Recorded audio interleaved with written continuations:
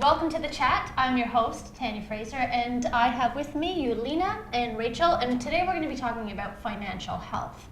So the question that most people ask themselves are, what are some of the challenges that you face when you're trying to save? What about you, Rachel? I don't save because I don't have the money to save. So I just find it very hard. I'm not a spender, but I do, I can't see the long-term commitment for saving right now at this stage in my life. So if I had a stable job and all these factors, then I can say, open up a savings account. But you were telling me something the other day that giving me tips, but what are those tips? So one, for sure, I'm an accountant, so for me it comes naturally, I think, to save and be very conservative in my spending. So for sure, one is creating a really simple budget.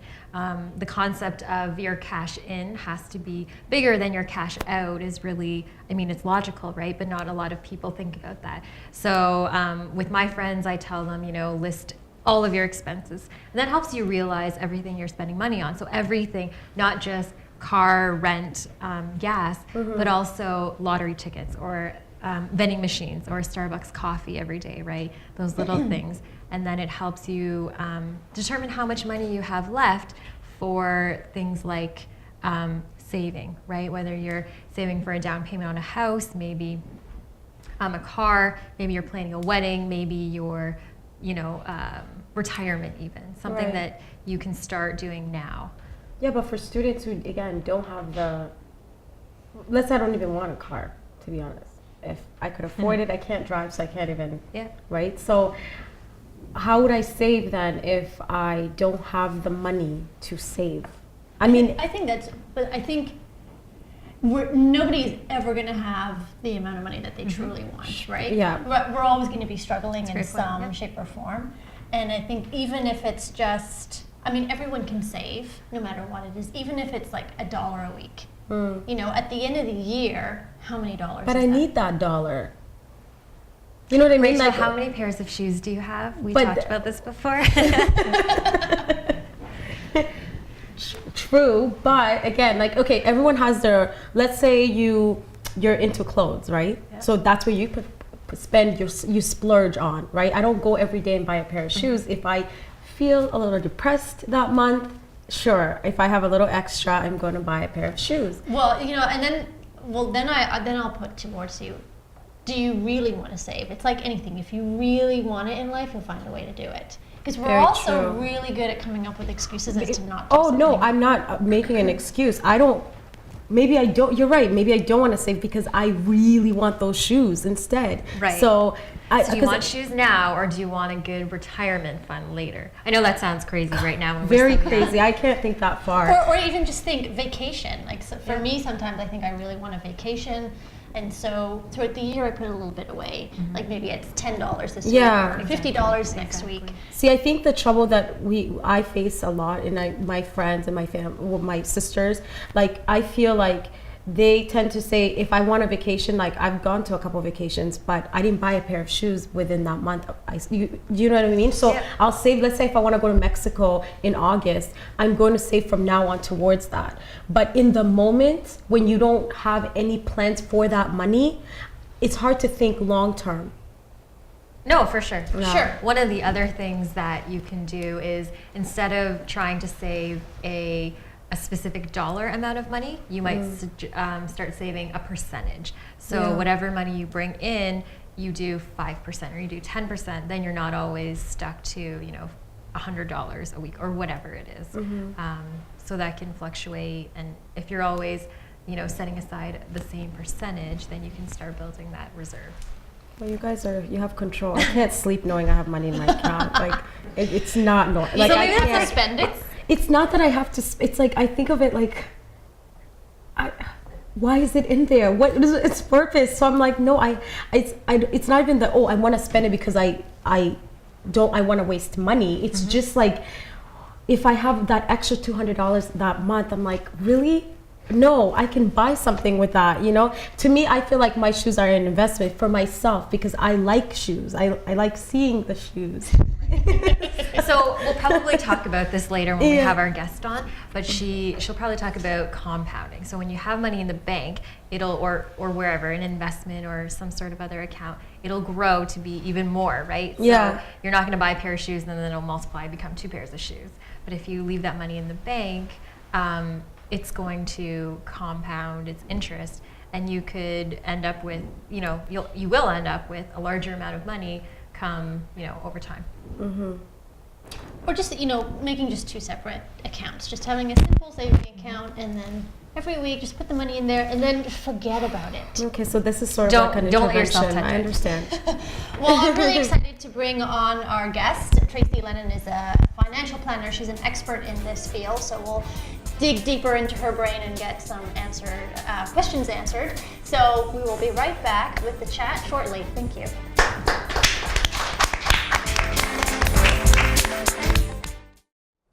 Welcome back to the chat. My name is Tanya Fraser, and I'm sitting here with Yelena and our financial expert, Tracy Lennon.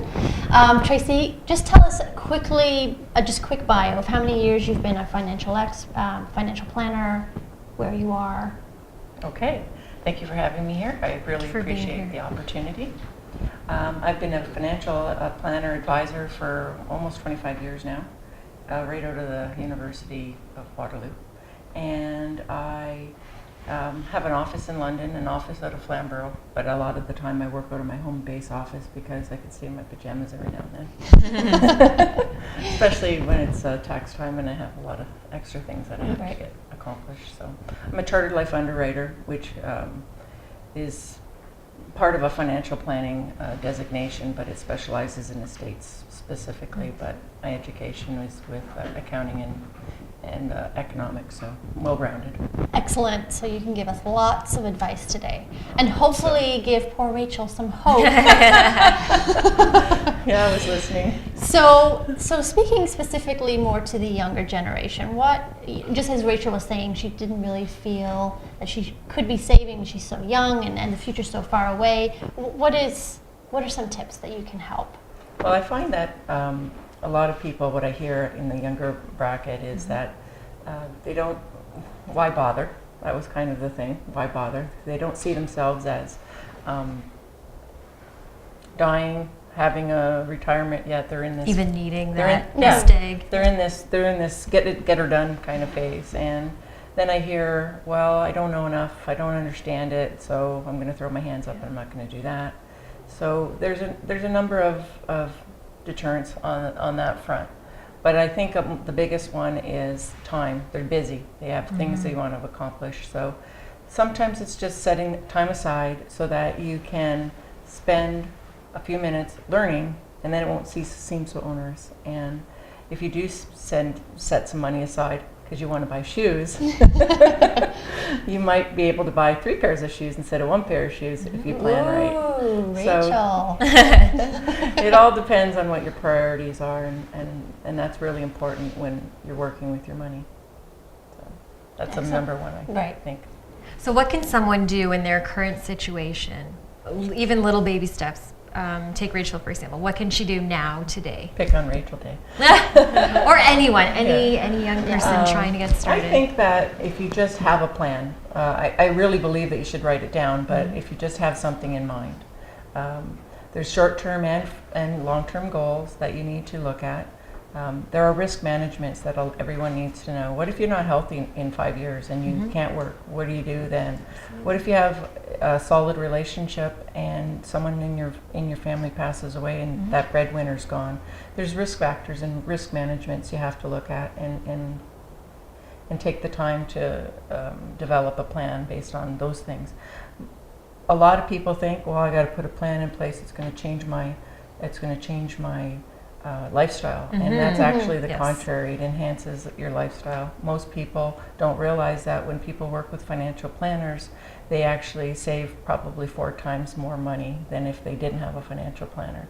So the average statistics show that, and I can give you the stats, but that's kind of boring, where it comes from and all that. But I can have it on my website. Very good. Those pieces of information. So, okay, so I guess a financial advisor can lead you down the right path. Yeah, they help you set your goals. They help you set a timeline. They do risk management. They have a conversation with you. They talk. They get to know you. They see what your family situation is, what's important to you. And if saving isn't important, that's okay. Then put other things in place that will replace your income if you can't work, or if you are ill, or if you have to take time off work. For me, for instance, I had to take some time off work to take care of my son who was seriously injured. And you have to have those backup plans. So planning is not just about saving; it's about all kind of parameters that go along with your life. Because in life, you never know what's going to come at you. You don't. Right? You never know. You could. I know that. Absolutely, and it's just taking extra precautions, and especially if you have a family, right? As well, you want to. Yeah, and you have to have fun. I mean, you have to live your life today, and then, but take the steps so that if there is some kind of an illness, death, lost job, a divorce, something that interferes, some unplanned, unexpected crises that happens in your life, that you have things in place so that you can still enjoy your life. You're not caught off guard. No, you're not. Oh, you're going to be caught off guard, but at least you'll be able. But at least financially, you'll be able to take that time off and spend it at the hospital, or go on a vacation because someone you want to spend time with isn't going to be around long, so you're going to shoot the 50 and go for it. There's all kinds of things. I don't mean to be a downer. Finances aren't fun. I try to make it fun, but they're. It is a tough sell. It's reality. It's just what it is. Right? And, yeah, it is. But compounding interest, I heard you talk about that in the opening, and that's important. But it's a reverse compounding too. It's your mindset. You have to get your mind wrapped around how to take care of your finances, and sometimes it's just too scary. So you need, and someone with knowledge can help you make it less scary, and it can actually be enjoyable. So what would be a good baby step for a young person to start? Like, where would they even begin? Let's say they're just not ready for an advisor yet, but they just want to put a little bit of money in their bank account. What are some tips that That's hard because it's based on that person's risk tolerance. They may not sleep at night if they're only earning 0.5% on their money sitting in the bank. They may sleep really well if they're in a high risk adventure and they're going to get a big return at the end of the year, and they can go buy lots of clothes or shop or take their girlfriend out for Valentine's Day. Who knows? So it's really subjective to the person, and you don't have to have a financial planner who does everything. You can have a financial planner who just looks at the project at hand, and maybe it is just saving for taxes, putting money into an RSP. Maybe it is saving for a child's education. Maybe it's a disability policy in case you're unemployed or you hurt yourself at work, and because you're talking about entrepreneurs here, right? Yes. So it's important that you have all those backup plans in place. So if you do become ill or injured, you've got the money coming in to support your lifestyle. So just to kind of go over. over. I can't give you a specific. It's too complicated. No, that's good. Yeah. I guess the first step is deciding what you want and what type of person and what risk you're right. And I have the tools, the education, and the hopefully the personality to guide you into deciding what your goals and objectives are and helping you meet those goals through. Sometimes it's just a matter of putting a system in place. Yeah. You mentioned in the opening that you should just open a savings account and forget about it. You need to change your whole mindset, and you need to decide to pay yourself first. You just have to look at yourself and go, I'm going to pay myself in the future. and this is my future that I'm gonna set the money aside for. And that's a really good tip, especially for entrepreneurs. Pay yourself first. Paying yourself first is huge. And then also with your financial plan, kind of liken it to a business plan that you're creating if you're a business owner, right? You want to. There's all kinds of tax breaks that an entrepreneur gets when they're working at home, or they have a building that they're renting out of, their car, all kinds of different aspects that they can use against their taxes to save them money, so they have more disposable income. Interesting. Gives Tanya some good ideas. So if someone were to look for a financial advisor, what would they be looking for? What's going to help them decide who to go to? Well, I think first of all they need to find someone who has the knowledge and experience to handle almost anything that they throw at them. I may not be the right person because I can be a little bit over the top for some people, but I do know what I'm doing and I enjoy my job very much. And but I think personality-wise, it's a long-term relationship. It's almost as long-term as hopefully a marriage and a partnership, and watching your children grow up. I've watched a lot of kids grow up, and I've actually worked with them now, and so second generation. So it's important that you find the right fit, like a pair of shoes. So how would someone contact you if they wanted to get a hold of you, Tracy? My number is 1-877-474-1783. I don't call myself so. And my website is tmlennonfinancialservices.com. Okay. Excellent. I think we've got a lot of information out of this. Hopefully Rachel has learned a few tips. Young entrepreneurs have learned a few tips. So we're really excited. Thank you so much for coming out. I really appreciate the opportunity. Thank you. It's great. So please, we'll be right back with the chat in just a moment, and thank you very much for joining us. And welcome back to the chat. Well, I found that really informative. Tracy was awesome. Yes, Rachel? Yes, it's fantastic. And yes, I learned a lot, guys. So it's no longer pick on Rachel Day.